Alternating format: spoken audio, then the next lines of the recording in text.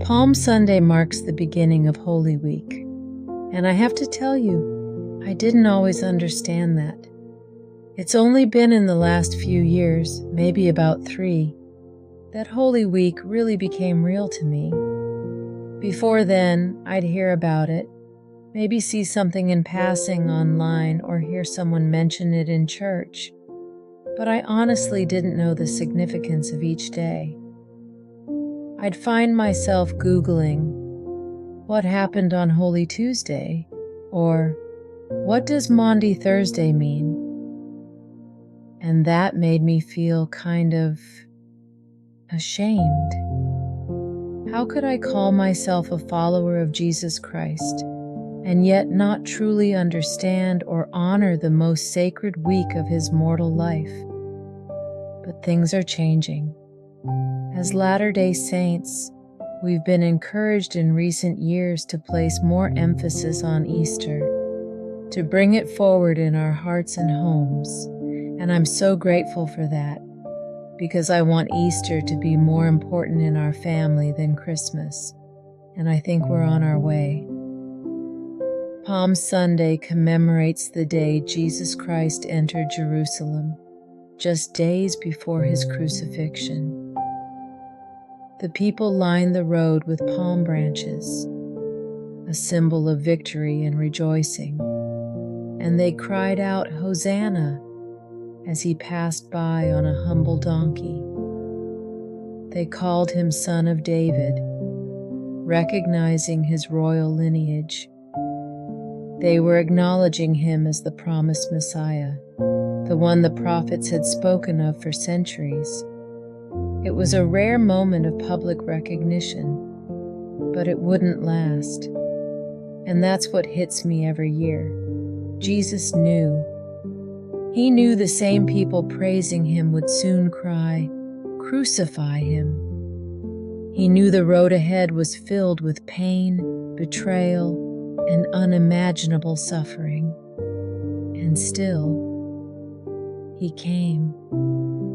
Elder Dieter F. Uchtdorf once said, "The Savior entered Jerusalem during the final week of his life to accomplish the atonement. He did not shrink. He did not turn away. He bore our griefs and carried our sorrows with courage, dignity, and divine love." This wasn't just an entrance into a city. It was a deliberate step toward the cross and toward us.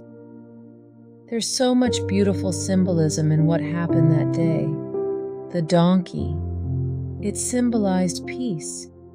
In ancient Israel, kings rode horses to battle, but a donkey was a sign of peace. Jesus came not as a warrior, but as the Prince of Peace. The palm branches, a sign of victory and honor. The people waved them because they believed Jesus was going to rescue them, maybe from Rome, but he had come to rescue them from sin and death. The cloaks they laid down, that was an act of submission. They were giving him honor, declaring him as their king, even if only for a moment. Elder Jeffrey R. Holland said, "Christ's triumphal entry into Jerusalem was a deeply symbolic moment, declaring his divine identity and fulfilling prophecy. But it also invited each of us to ask, will I recognize the Savior when he comes into my life?" These symbols invite me to look inward and ask myself, am I seeking peace or control? Do I truly welcome Jesus as the King of my life? What am I willing to lay down at his feet? If we want Easter to matter more in our homes, Palm Sunday is a beautiful place to start. One way is to read the story aloud with our kids and act it out. Use towels or coats for cloaks, wave homemade palm branches, and imagine what it felt like to be there.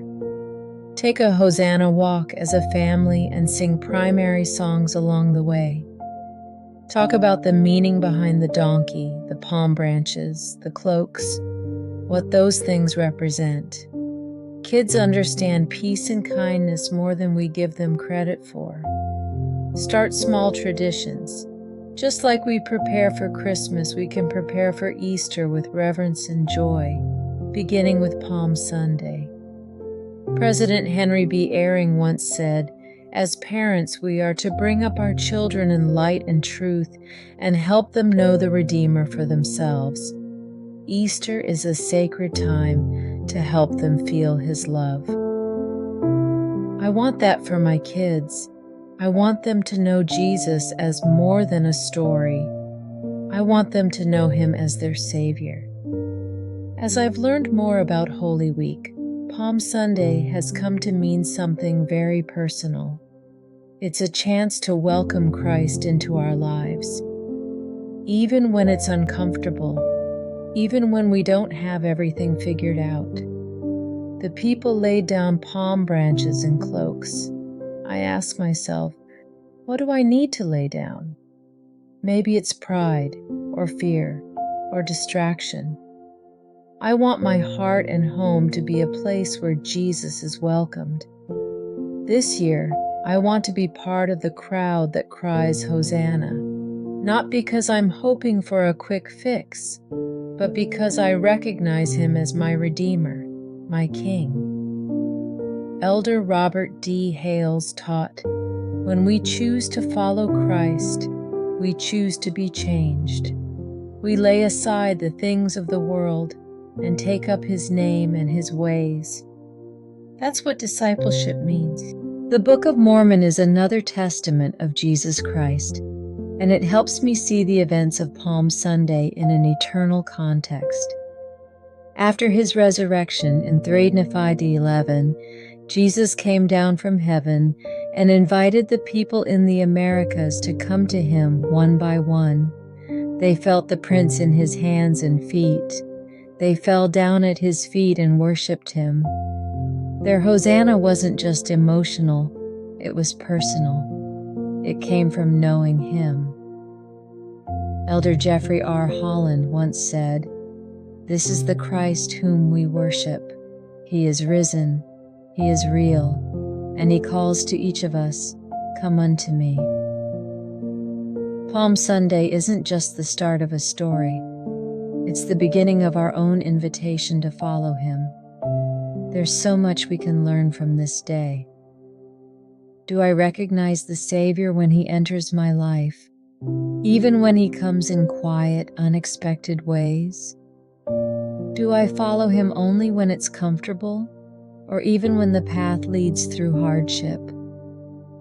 Am I the kind of disciple who endures, or the kind of fan who fades when things get hard?